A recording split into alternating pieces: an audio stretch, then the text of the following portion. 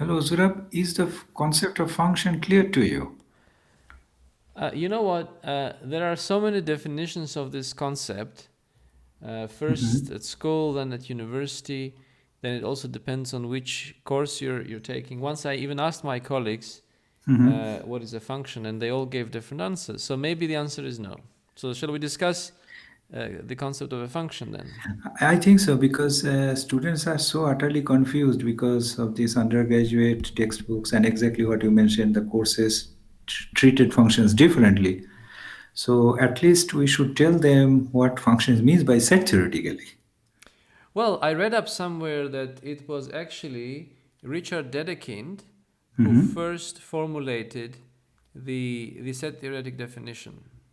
Ah, okay, okay. Before him, there was as much confusion as there is in many of the undergraduate courses. Hmm. Okay, so for that, probably we need to start with some sets, right? I would guess, yeah. Uh-huh. So maybe we start with sets A. How many sets we need? Two.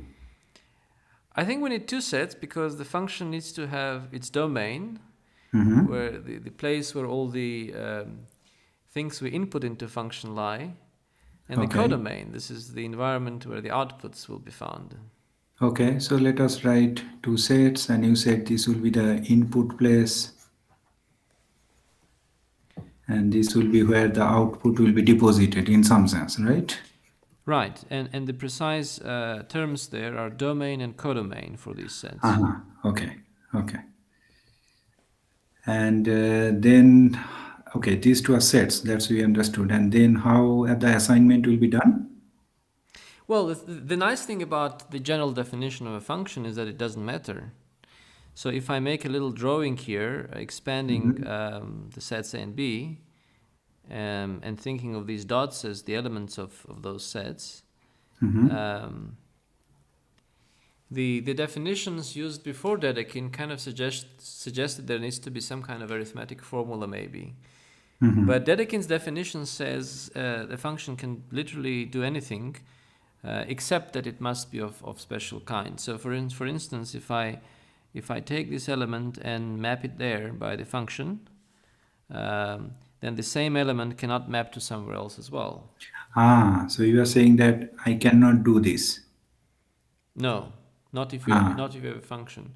If so you want this to is do not something allowed. like, sorry Okay. to interrupt, if you want to do something like that, that would be called a relation. Okay. Okay. Okay. And any other conditions need also to be satisfied. Oh yes, there is another condition that you can't leave anything out in the domain. Oh, so everything need to be attached with one person on the right hand side. Yeah, everything, nothing can be left out. So let me Hmm. actually take off this arrow because Hmm. we're not allowed to have that. And Mm-hmm. instead, let's complete this picture. And so let's maybe we can take turns. I'm going to map this one there. Now it's your turn. It's like playing a little Okay. game. I can put in the same place, I guess. Yes, you actually can. That's Okay. absolutely allowed. Yeah. Okay. Okay.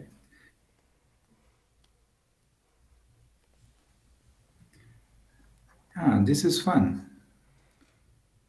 So this is a function. Indeed, yes, it is. Hmm. Well, this is So an yeah. example, right? This is an example. So depending on how we do this assignment on the same sets of A and B, I mean this number of dots, we can get different functions, right? Yeah, I mean, the function is not just one of those single assignments, the function is the whole Hmm. data of these assignments. Oh, data. Maybe I Okay. want to make a little remark here that, like, remember when we said that we can't have anything in the domain that's not being assigned to any Hmm. place, that everything should be assigned somewhere? The Hmm. same rule doesn't apply on the codomain side. You can have things in the codomain that have been left out. Like, for example, this little element here, Yeah, yeah, this one. nothing goes there, yeah. Yes, yes, yes. Okay, so we can then formally write it. The definition? Well, let me Ah, suggest before doing uh-huh. that, we could maybe turn this data into a Hmm. single object. And to do that, let's introduce some labeling. I'm going to call the things in the domain 1, 2, 3, 4, and 5. And you can choose what you want to call things in the codomain. A, B, C, D, and E. And then the data of all these assignments can be represented as a data of ordered pairs, where exactly those ordered pairs are included, where the first component of the ordered pair is mapped to the second component by the function. So 1a is going to be there, 2d is going to be there, 3d is going to be there, 4b, 4b is going to be there indeed, and 5e. and 5e, that's right. And we put all of this into a single set, and that's when it becomes one thing. So you are telling me this should be a subset of the Cartesian product of the set of 5 elements and this set of ABCDEs. That's a very good idea. I think that's exactly how Dedekind introduced the definition of a function as a subset of the Cartesian product of the two sets, the domain set and the codomain set. Okay, so this is indeed a special type of relation satisfying these two conditions, that every element in the domain must be mapped to someone, and two different elements in the domain cannot, and sorry, one element in the domain cannot map to two different elements on the codomain. Yeah, we have those two conditions indeed. We have those two conditions, and without them, as we mentioned before, without them, if we just had some arbitrary subset of the Cartesian product, such a thing would be called a relation. But for it to be a function, we need the two conditions that you said. The first one, that for every a in A,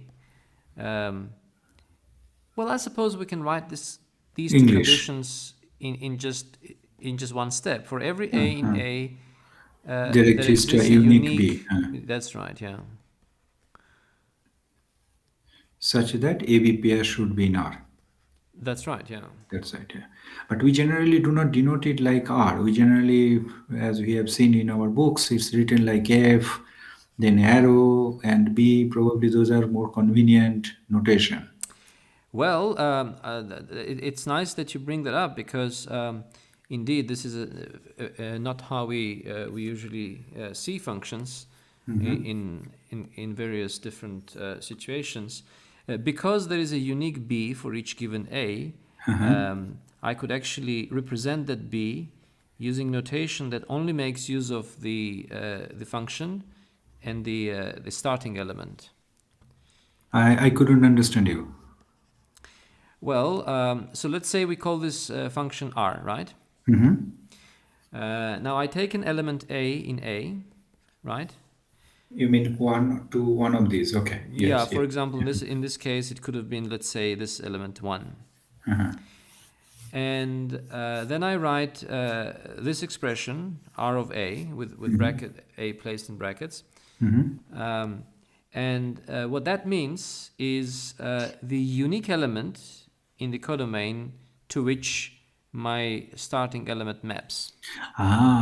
Okay. Yes. That makes sense. And then later on, we just change the symbol R and use F. That's it. We don't have to. Why should we change the symbol? We can keep R, but you're right. More traditionally, one uses small letters to represent functions. It could be F or G or even small r. Okay. But there is no problem if it's a big letter as well. And just out of curiosity, is it known that who first used this standard notation of function as we generally use, like this? This one, I'm not sure, but it's possible it was Euler. Okay. And then I also noticed in some books, especially in category theory books or somewhere, they also put it on the top. Maybe that came later on after this. Do you mean this kind of picture where F is a label of the arrow? Yeah. Well, yeah, that definitely came much later. I think it was van der Waarden's book. Oh, you mean this modern algebra? Yes, there is some kind of story there that by mistake they by some typographic mistake, some kind of arrow type of symbol appeared to represent a function. Oh, that accident Um, sounds good accident. Another story I know, and I don't know exactly how these two stories relate to each other, is that it was Emmy Noether who made use of the arrow notation for functions very popular. Oh, okay, yes. It's indeed very convenient. I mean, to see who is the domain and codomain instead of writing as a pair or relation. Yeah, Yeah, that and is in true. fact, in that regard, I'm gonna also point out something else. You see, we also have these kinds of arrows. Now, these arrows represent only an instance of applying the function. Like here, for instance, f is Oh, applied to okay. one, and the way to distinguish this arrow from the other one is this little tail that it has. Okay, so you are saying that this and this will be individual assignment and this will be the function. Okay, okay. That's right. Yeah. So we could write a maps to f of a. Hmm. And another way we could say this is a maps to, well, it was one in our case before. Hmm. So one maps to a by f. Or we could also write f colon one arrow a like that.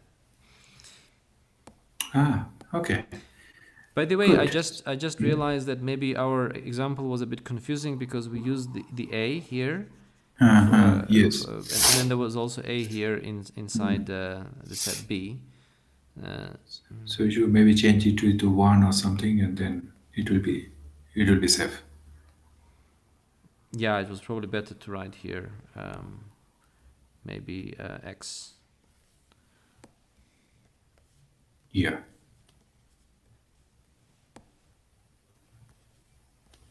which is also the standard variable um, for the element of the domain of the function. So also sometimes they say it is called independent variable, dependent variable. That's always confusing. Well, Amorto, I think that's a very good topic for discussion, but for another time. Yeah, okay. Okay. So then let's stop here. Let's stop here indeed. Thanks very much Okay. for this Thank discussion. you. Thank you.